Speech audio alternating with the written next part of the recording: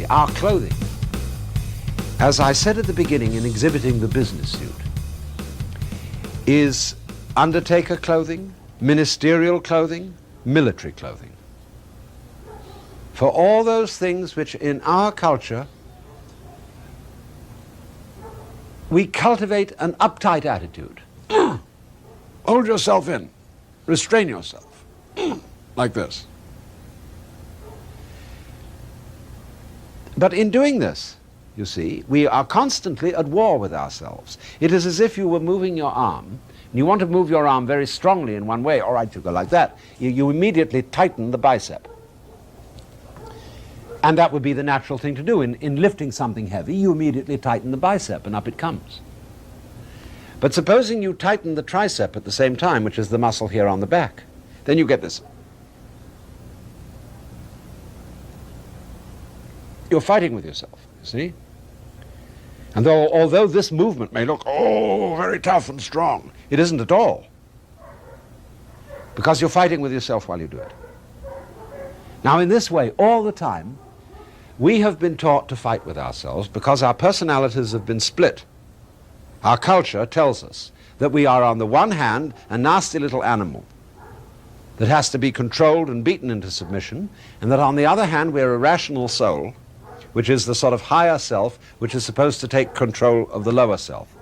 And for this reason, we're always at cross purposes with ourselves. Freud, for example, distinguished between the pleasure principle, which he located in the genital region, and the reality principle, which he located in the cortical region, in the brain. So there's a distance between these two centers. This is the pleasure center, this is the intelligence center. And because they're not in the same place, for some reason or other, it seems there always has to be a fight between them. In a plant, like a flower, its mind and its sex organ is the same place, and so it doesn't have that conflict. But in a human being, they're divided.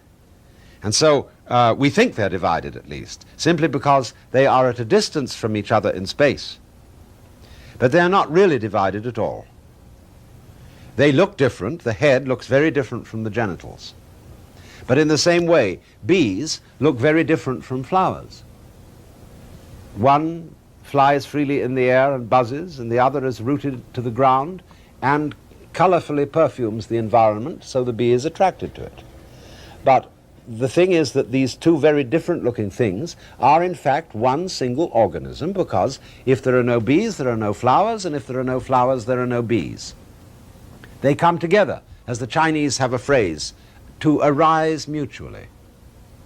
So in the same way, when you were born, your head and your feet, your head and your genitals arose mutually. They came in together. They are not really separate from each other. And therefore this idea that discipline, that living an ordered life, consists in controlling yourself. That is to say, by having one self that needs to be controlled and another part of yourself which is the controlling one, is nothing but creating a conflict and a disturbance inside yourself. You have to get with yourself in order to control yourself. In other words, if I want to open my hand, it opens like that. I don't know how it does it, but it just does it like that. But if it were necessary for me to open my hand to do this, you see, and then when I had to pick up something, like, well, here's a cigar, and I need to pick it up with my right hand, so I have to do this.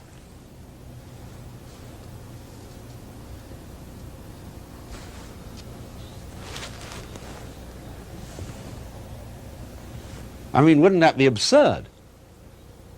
But that's what we're doing all the time when we divide ourselves into two parts, the spiritual and the material, the angelic and rational, and the animal or irrational. And so constantly we're holding clubs over ourselves, and that is one of the reasons, therefore, why when you get up in the morning and you put on your bathrobe and you feel at ease, that after a while you begin to feel guilty.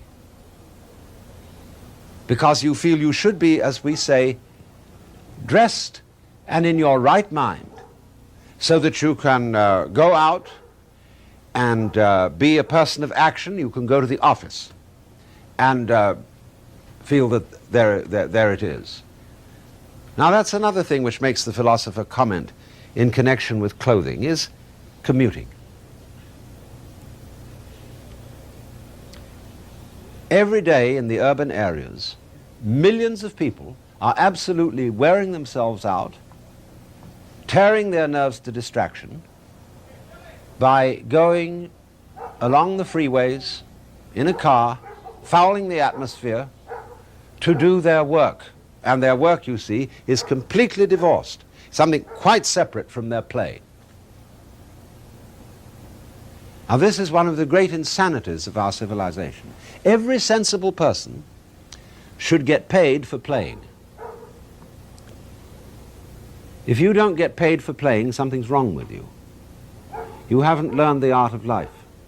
And furthermore, in most kinds of business, especially clerical forms of business, where you need an office for paperwork and so on, you don't need an office if you've got a telephone. The telephone company can show you how to do anything in the world you want to do by way of business by phone, so that you can cut down the enormous amount of time wasted in rushing around commuting. You can stay at home and do your work from there. But we have got this idea that work is one thing and play is another. Therefore we have work clothes, and the business suit is not a practical form of work clothes, and we have play clothes. And I suggest, and we will develop this in future talks, that one of the most important things is to get our heads together with our genitals together with our heads, and our work together with our play, and make our life unified and one.